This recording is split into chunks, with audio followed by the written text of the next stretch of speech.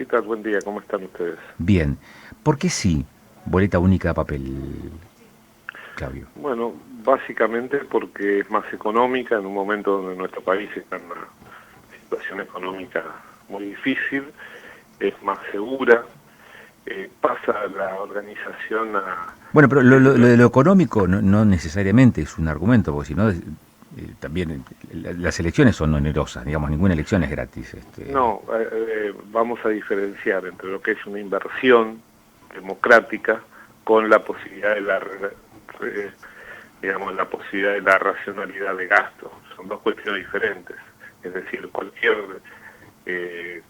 cuestión democrática, participación ciudadana y demás es una inversión democrática, no es una cuestión de costo en ese plano. Ujú. Pero sí hay un elemento donde la boleta, como la conocemos ahora, es un dispendio de dinero excesivo, se hacen millones y millones y millones de boletas donde se utiliza solo una mínima parte de los votantes, subvencionado por el Estado y por todos nosotros por ende. Entonces, por eso hablo de racionalidad en el gasto, no en cuanto a que, digamos, siguiendo un criterio negativo diría entonces para que no haya elecciones, porque es un gasto, nosotros lo Claro, conceptualizamos de esa manera. Es una inversión democrática la consulta popular y obviamente la elección, pero sí se puede racionalizar el gasto en ese sentido.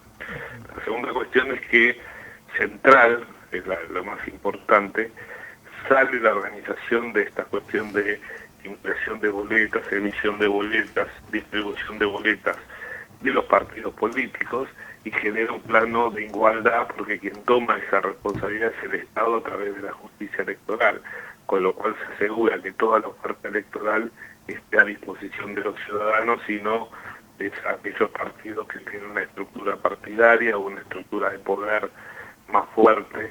Esto tiene que ver también con la realidad de cierta debilidad de algunos partidos políticos y la aparición del liderazgo que no tienen estructura de partidos políticos, no solo en Argentina, sino a nivel mundial, ¿no?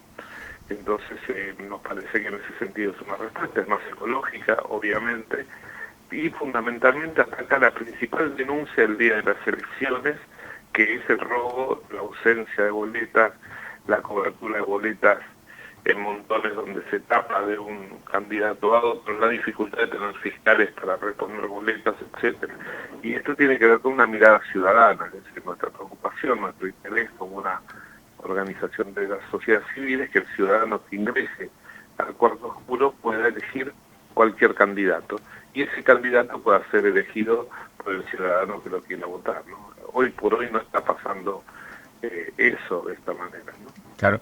No estamos hablando de algo novedoso, creo que estamos hablando de algo que ya se implementó en algunos países en el siglo pasado, no, en el anterior, en el 19, ¿puede ser, Claudio? El primer registro es Australia en 1858 Claro. y hay 160 países aproximadamente que utilizan boleta única de papel en el mundo. Fíjate que en plena pandemia 60 países tuvieron elecciones, en plena pandemia, la parte dura de la pandemia, ¿no? 2020, 60 países tuvieron elecciones, todos con boleta única de papel.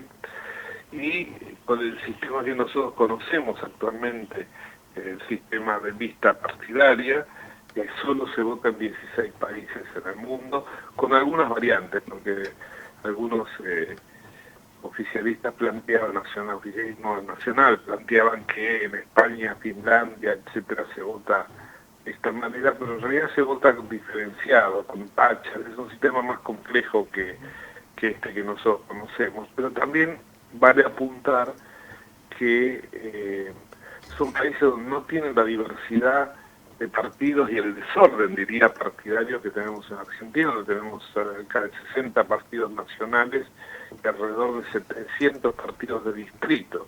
Y ahí también la boleta única ataca esta cuestión de los sellos de goma que a veces se alquilan, o de partidos que manteniendo cierto orden institucional, presentando balance, manteniendo la cantidad de afiliados, pero sin realidad de voto, reciben dinero del Estado, utilizan poco en la producción de boletas y con ese dinero cada 2 años viven algunos dirigentes que son los titulares de los mismos, ¿no? Hay bastante de eso en Argentina también, ¿no? Claro.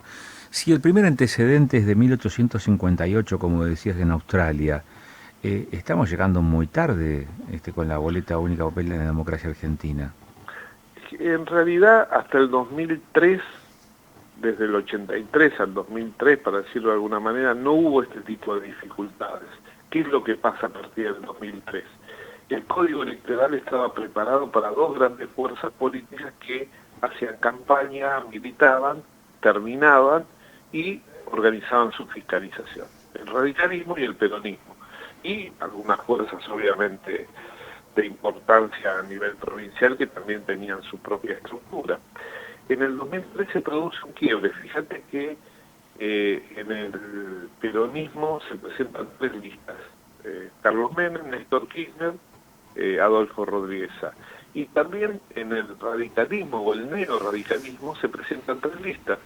La que aparece con López Murphy, la que aparece con Recrear, el área de Luisa Carriós, un desprendimiento producto de la alianza y toda la situación que se produjo política en el 2001, y también la lista 3 con Leopoldo Moró, de la típica lista radical.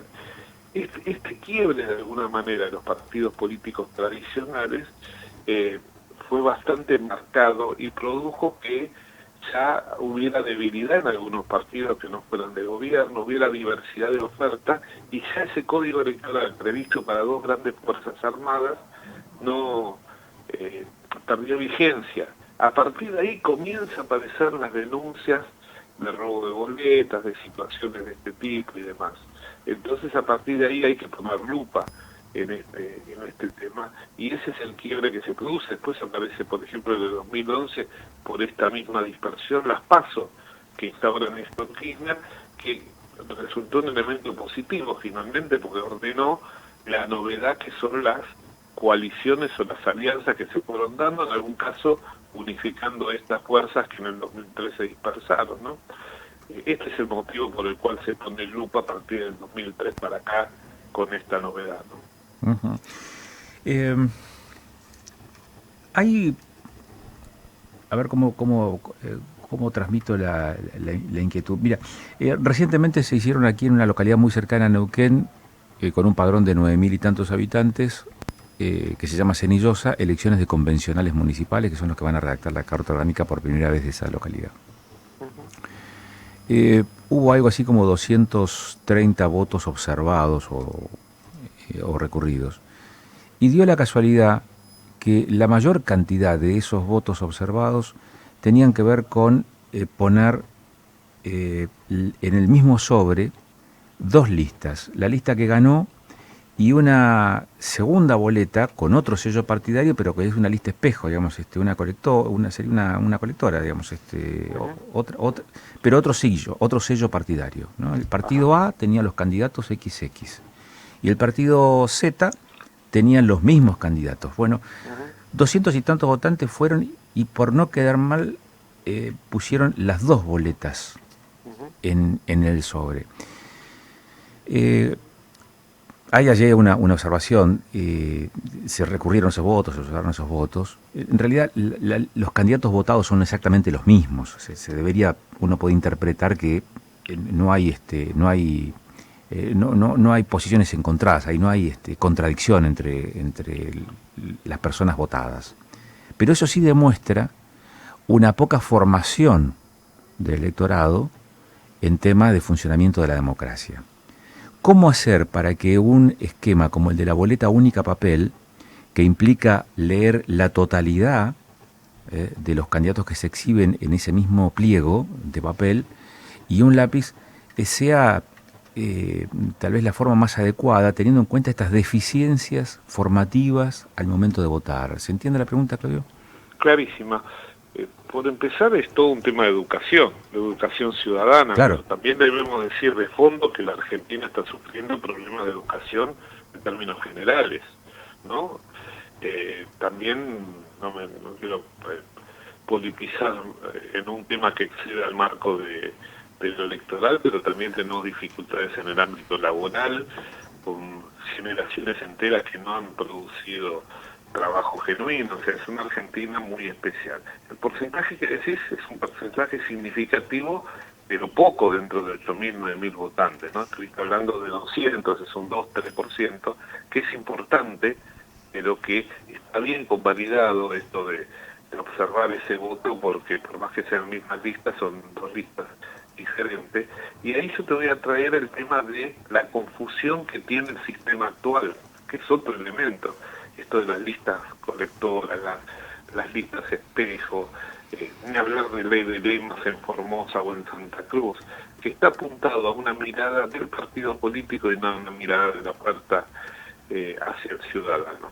El otro tema es, obviamente, una propuesta de este tipo tiene un esquema de capacitación, pero también con la boleta única electrónica decían que era imposible que los ciudadanos entendieran el esquema, y Neuquén es una de las 3 provincias que está votando con boleta única electrónica. Es decir, me parece que tiene que haber un equilibrio entre imaginar que la gente es incapaz de comprender determinadas cuestiones y un esquema donde la información debe ser lo más profunda y la capacitación debe ser de alguna manera sumamente importante y fuerte como para que ocurra. Mira, si te damos un caso, nosotros como Reserva Fiscal estamos avanzando con un municipio de Mendoza para hacer capacitación o ayudar en capacitación que hagan otros con alumnos en escuelas secundarias.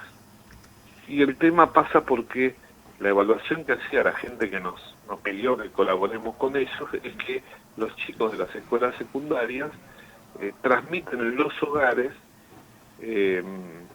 mucho más sobre este esquema. Mendoza ha incorporado la boleta única de papel para el 2023, ¿no? Es un camino, tiene que haber otros caminos, obviamente, porque no abarca todo el universo de votantes jóvenes, pero me parece que hay que imaginar y hay que ser creativo. El tercer punto es que este sistema de boleta única de papel evita eso que vos planteás, porque vos tenés que marcar solo una lista.